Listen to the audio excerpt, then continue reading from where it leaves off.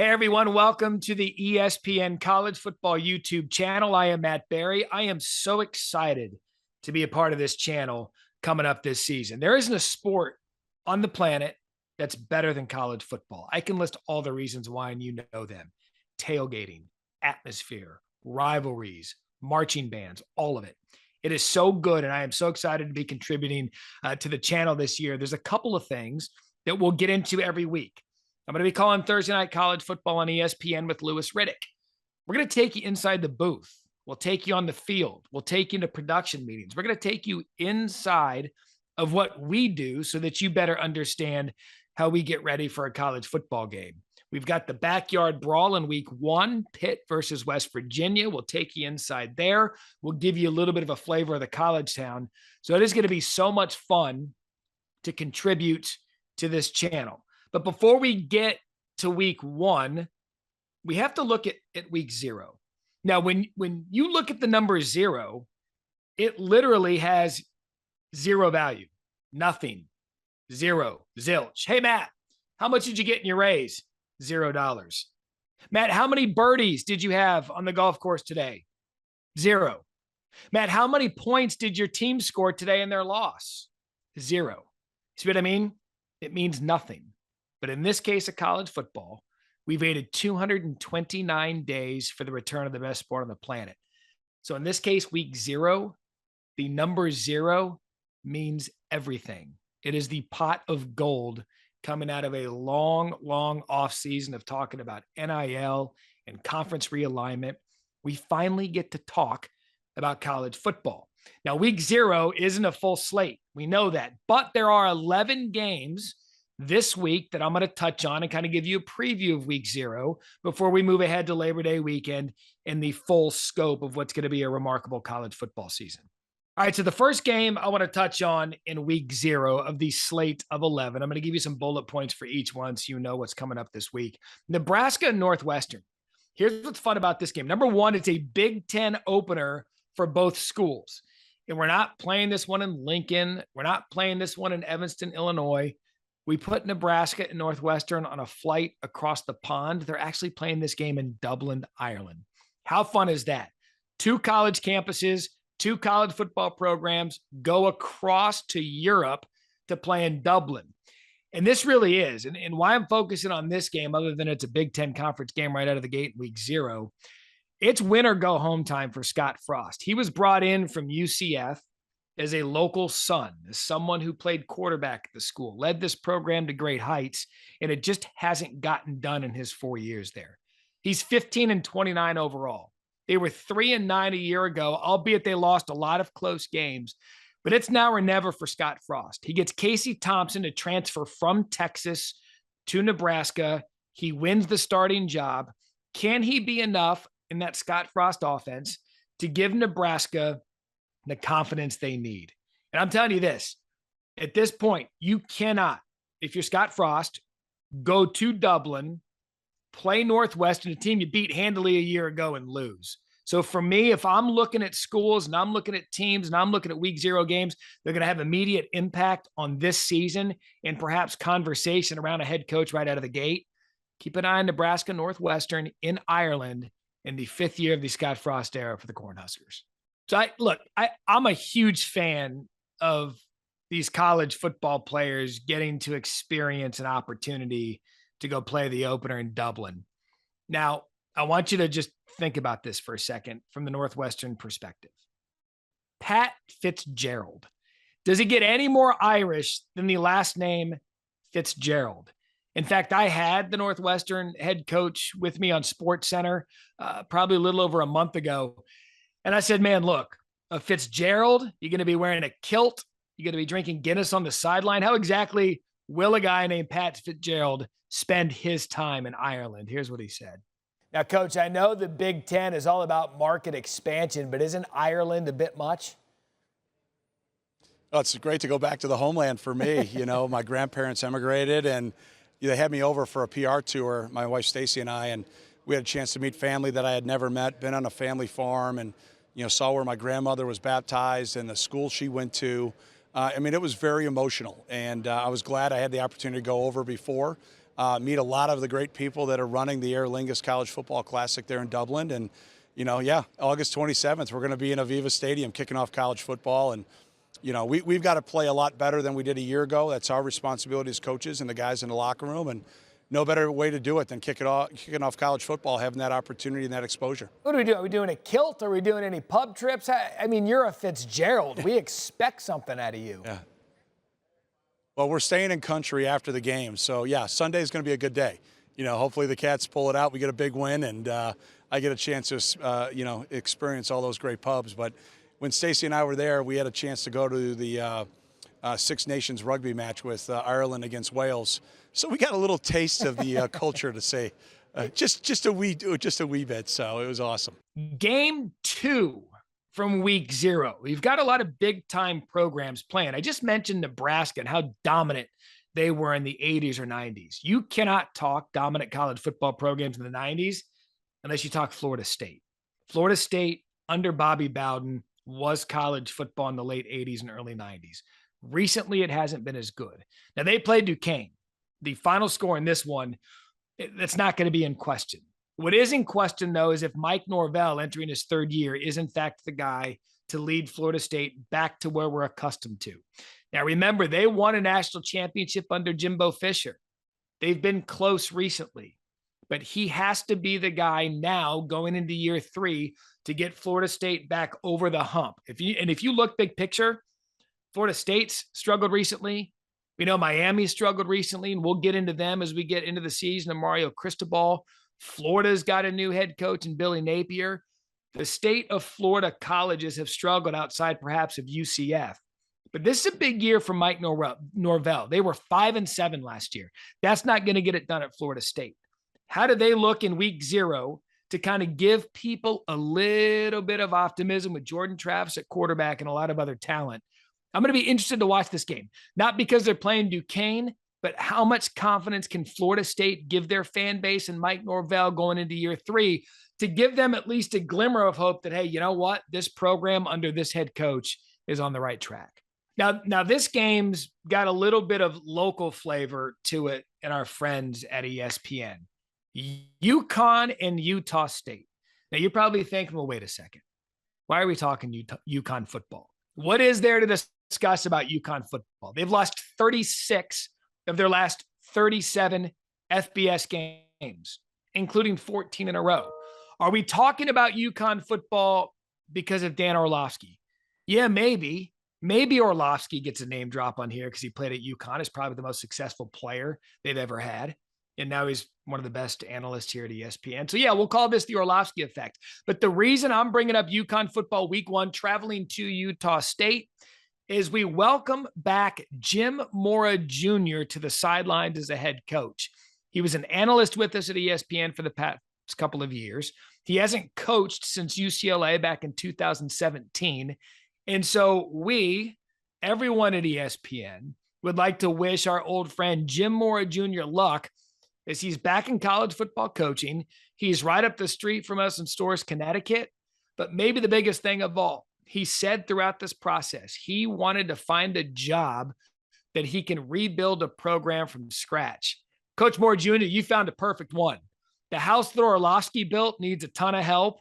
Good luck this season and good luck in your return to college football as UConn travels to Utah State in Jim Mora Jr.'s head coaching debut. And finally, the last game I'm going to highlight on the 11-game week 0 slate is the game that I will be calling in Chapel Hill, ACC Network. Tim Hasselbeck, Kelsey Riggs on the call with me. North Carolina taking on Florida A&M. This is going to be a fun one for numerous reasons. I think North Carolina is one of those schools that we all had a ton of hope for going into last year because of Sam Howell returning. They were 6-7. It didn't go great for Mack Brown. He said it before, and he'll say it again when we meet with him this week. And we're going to talk with Tim Hasselbeck, who I'm calling the game with here in a minute. But perhaps last year, the expectations for North Carolina were unfounded. And perhaps they were a year ahead of where they thought they would be because of the program that Mack inherited with some of the talent. But he's building this thing from the ground up. The recruiting has been good. They have a bad taste in their mouth last year from the 6-7 record. And if you remember, they opened up against Virginia Tech. That is a tough place to open up if you're a team that's got top 10 expectations. It's a fun matchup against Florida A&M. Their head coach, Willie Simmons, former quarterback at Clemson. It's going to be a good one to watch because of the offense, but I'm really, really intrigued. Is Mack Brown in year 4 in his return to Chapel Hill? Does he have this program building foundationally to where he thinks it should be?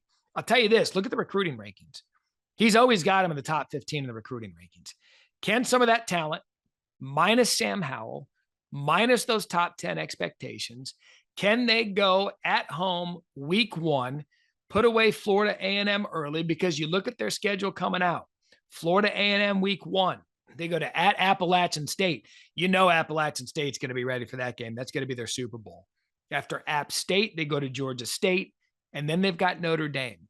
This is a big, big week 0 game for North Carolina only because of the departure of Sam Howell, the recruiting foundation. Drake May named their starting quarterback.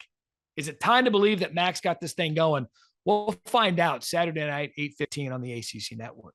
So now one of the games I brought up week 0 is the North Carolina game taking on Florida A&M. Joining me now, the guy I'm going to be calling the game with, one Tim Hasselbeck, ACC Network, Saturday, 8:15 p.m. Eastern. Tim, this is one of those games that's intriguing for numerous reasons, and one of them is now Mack Brown, now in his 4th year, and his first year wwithout Sam Howell as his starting quarterback. Yeah, like life without Sam Howell, I think it's a legitimate concern. I mean, I remember I had, Mack's second game in his return, which was after the South Carolina game. And right when we got in, we asked him about this young quarterback that he had. And he was like, this guy is like Colt McCoy. And so to put that in perspective, you got to think of, what high regard he holds Colt McCoy in to say, hey, this guy's only started 1 football game for me at North Carolina, but he's a Colt McCoy type of player. And Sam obviously proved to be an outstanding quarterback, for the Tar Heels. And so now, now you're replacing him. Now you've had an opportunity to recruit the position while Sam has been your quarterback. And so, I'm excited to see Drake May play. I'm excited to see what the offense will look like without Sam Howell and with Drake May, and how different it looks, what type of player he is. And I do think, it will then, say a lot about how we feel about the North Carolina offense. Yeah. And look, I don't want this to come out like this is a make or break year for Mack Brown, because it's not. I mean, this is year 4 and he's building UNC back to where, quite frankly, the first time around. The talent's there, but I think the biggest problem for North Carolina right now is they got way ahead of schedule.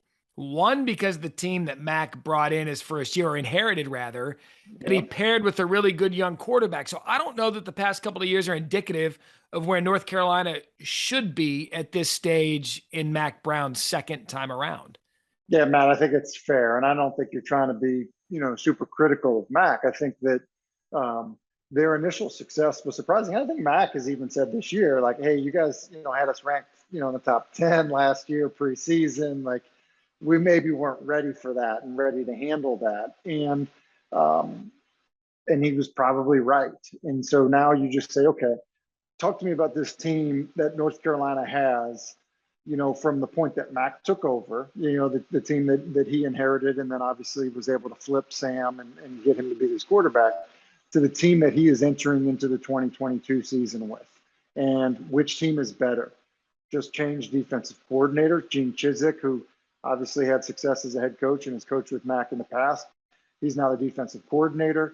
They've really struggled on that side of the ball, which I think was a surprise to Mack, because they did have some good players. Jay Bateman had a very, good resume coming into being the defense coordinator, for North Carolina. And so I think there's a bit of a reset happening going into this year, which, I just think with what Mack's accomplished, and, I think the expectation were, in terms of like what the arc looks like, or how this team trends.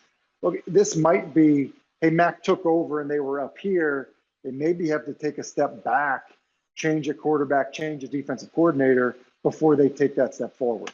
I mean, they were 6-7 a year ago. I think that they're actually going to be better than 6-7 this year. I really do. I think that because of the schedule, or because you think they're a better team than they were a year ago? I think that they've made notable improvements where they need to. Now, I know they had some injuries in preseason camp, and I know Sam Howell's gone to the NFL, but a lot of people will tell you that when you've got a quarterback that can do everything, which Sam Howell did for them, by the way, third Mm-hmm. and sevens, he was going lowering his shoulder and getting 8 yards. He was their lead. Like, he did a lot for this team. Sometimes when you take away a guy that you know is going to do everything, you now have to have everybody kind of come together and do their job instead of relying on just one guy. I could, no one's talking. I could see him going 8-4, 9-3. I really could. Yeah, listen, I don't disagree with that. I think that, and I feel like we've seen it, recently in the ACC for sure, is look, they lost a lot of production, right? They lost two really good backs. Now they were fortunate, that Ty Chandler came in and was a good runner for them. But if that doesn't happen, I don't know how you end up replacing the running back production. They had, two good receivers, leave. Now they maybe fix that problem a little bit because Josh Downs has been a really good player. Like, I think it's easier at positions other than quarterback. And look, maybe what you're saying is they're not going to rely so much on the quarterback. They're not going to put everything on Drake May's plate right away. And so they're going to run the football better. They do have a bunch of returning offensive linemen. The anticipation would be they have had talent on defense. They're going to play better defensively than they have played before. So, like, look, I could see that. At the same time, like, quarterback's really important. Like, Yeah. I don't think we have to look past Clemson a year ago to say, look, you lose a really good quarterback. You think you're replacing him with a really good quarterback, but like, there's a really big gap between, Trevor Lawrence and DJ Uiagalelei. That's a problem. I think I think Sam Howell was a tremendous college quarterback. And I think he's got actually a decent future as a pro. But to replace Sam with a guy, that's a first-year starter, I think there could be such a significant drop-off that you're managing the position, at least at the beginning part of the season. And sometimes, look, it forces other guys. The young running backs we're excited to see on Saturday. Josh Downs, one of the better plays in the ACC, how the defense can hold up. Sometimes when you're not getting talked about, like North Carolina was a year ago, that could be better for your school. Now, to quote the great Michael Jordan, UNC alum, I believe he said the ceiling is the floor. I think that was his famous line. So I'm gonna parlay MJ into give me the ceiling for this North Carolina team. Yeah, well, I think you said it. You said 8-4. Yeah. And look, that would be based on what happened last year. That would be a good thing, because I think that as we sit there and say, I kind of posed the question, like, are they a better team this year than they were in Mack's first year back? Like, I'm not sitting here saying, like, I'm for sure that they are. Whereas if you would have asked me before I called that first, North Carolina game, Mack's second game, Yeah. if you would have said, okay, you're going to get a game 3 years from now, are they going to be better than they are right now? And I looked around at some of the guys that they were bringing in, some of the young players that I knew that they were going to be playing. I just said, there's no doubt that they're going to be better than they are. So, yeah, I think you could see a win-loss record similar to last year's. And I do think that if they get to 8 wins, that would be a really nice coaching job by Mack, probably a good coaching job by Gene Chizik. And I would feel like the arrow is pointing up. Give me the floor. Well, look, if you have a situation where the quarterback situation is a struggle, and so you are, we're seeing Jacoby Criswell, and it's Drake May, and then we're flipping back and forth, and they're not protecting the football, and then injuries, which have been a bit of an issue for them, become an issue. Yeah, look, I think we're talking about 5 games. Look, you and I, Matt, recently had a call with Willie Simmons, the FAMU coach. Look, Yeah. I got a sense of confidence coming out of him. You're like, buying in. Look, I'm just saying, like, we're not going in there with like such inferior talent that you sometimes get with guaranteed games, right? And so I think that it says something about the youth and inexperience that we're going to see in North Carolina. And so you start to play some teams that have 5th-year seniors and guys that have played a lot of football.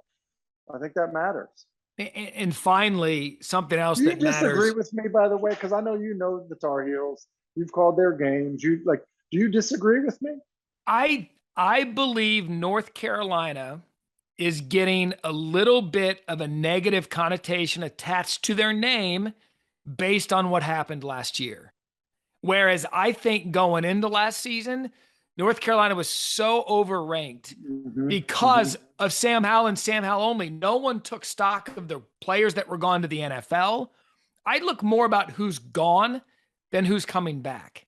And the gones last year for North Carolina were more than the coming back. And now I know the big gone this year is Sam Howell. I've seen Mack Brown do this. I saw him do it at Texas. I'm looking at the roster as we prep for this game, and I'm seeing the talent that's there. Is it young? Absolutely. But I think the foundation is there enough to where they could surprise a lot of people. I really believe they could surprise a lot of people. And I think that's fair. But the other thing I would say is, like, I actually think the conference as a whole, no question, is healthier than it was a year ago. And so like North Carolina State is, I think, a way better team than they were a year ago. And so I think that some of those, teams that they will face in conference, that when you looked at the rosters before the game, you would say, look, the Tar Heels have more talented, faster, better players. Sure. I don't know that you feel that way as much, this year when you look at the schedule. And I know people are pointing to App State week 2, which is going to be a tough one because that's going to mean everything to Appalachian State. They go to Georgia State. So they got Florida A&M, App State, Georgia State, and then the big test week 4 after a bye week, Notre Dame. And so you'll learn a lot against App State, but you're going to know who North Carolina is going into the Notre Dame game. All right, big question, week 0. Here we are. We're on the call. Where would you rate Chapel Hill in ACC college towns? Where do they sit for you? They're really high on the list. It's so good, right? I mean, I even like the stadium empty, because the baby blue looks like, I'm telling you right now, that place is awesome. It is. When I go to some of these towns, I look at, I have a daughter who's a lacrosse player, and will be a college lacrosse player. I look at some of these, even the one-off sports, and what their setup is, what their environment is.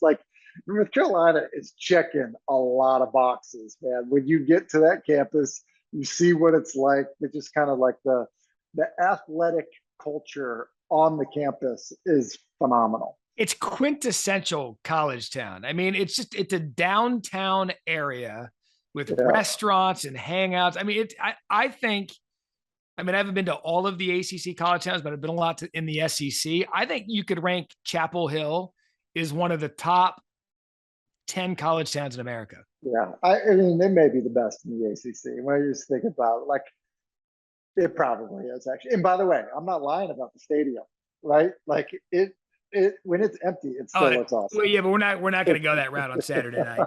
Tim Hasselbeck will be on the call with me Saturday night for the North Carolina opener. It's going to be fun. I cannot wait. If we get a chance, we'll get a little flavor of Chapel Hill. We are there to work, but looking forward to it. By the way, how dare you besmirch Syracuse as the top ACC town? I mean, what time of year, Matt? What time of year? It's like north of the wall up there in Syracuse, 9-10 months a year. Some of these other cities are so seasonal dependent that, listen, as a Boston College guy, sometimes just a little too seasonal dependent, Not in the South. Kind of avoids that. That's why we love it. We love you, Tim. Thank you. All right. See you, man. Good to be on with you. Thanks for watching ESPN on YouTube. For live streaming sports and premium content, subscribe to ESPN+.